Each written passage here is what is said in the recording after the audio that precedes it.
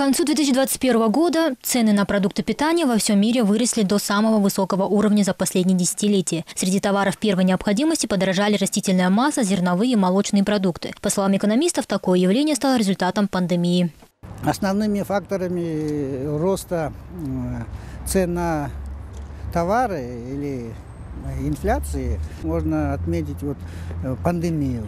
Пандемия она привела не только к сокращению, если наша страна она импортозависимая, конечно, мы завозим, и когда границы закрываются, цены сразу растут. Это проявление этого фактора. А второе, это когда в условиях пандемии сокращается,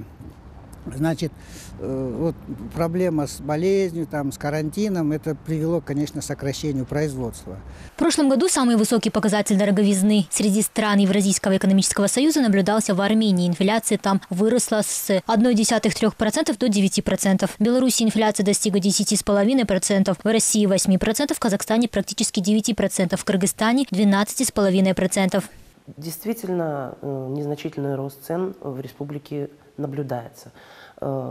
И это связано прежде всего с импортозависимостью республики от многих товаров. То есть республика обеспечена только, можно сказать, картофелем, овощными какими-то группами товаров и молочной продукцией.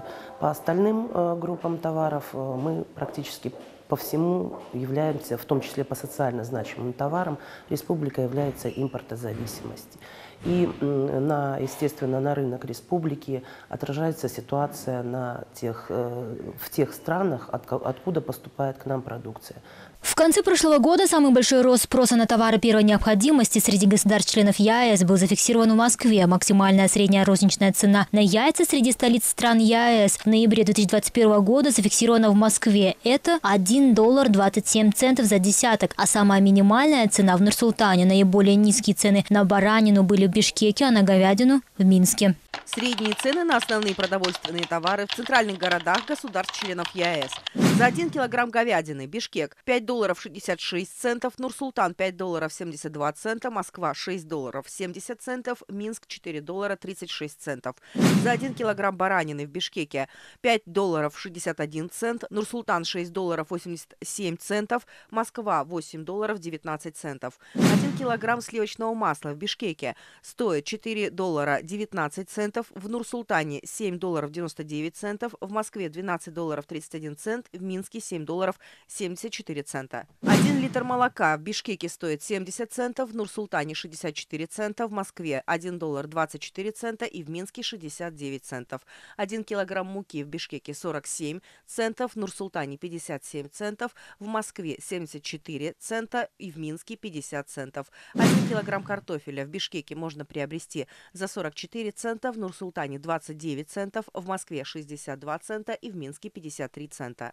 Агентство антимонопольного регулирования прилагает все усилия для стабилизации цен. По данным ведомства, необоснованное завышение стоимости товаров первой необходимости не допускается. Единственное, что может повлиять на рынок, это повышение цен на зерно в России и Казахстане.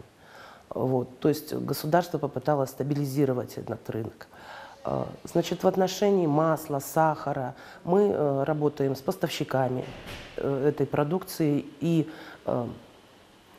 они не допускают необоснованного повышения цен. В сентябре-декабре 2021 года цены на продукты питания в стране выросли на 7,4%. По сравнению с 2020 в прошлом году Национальный статистический комитет зафиксировал рост ВВП на душу населения на 22%.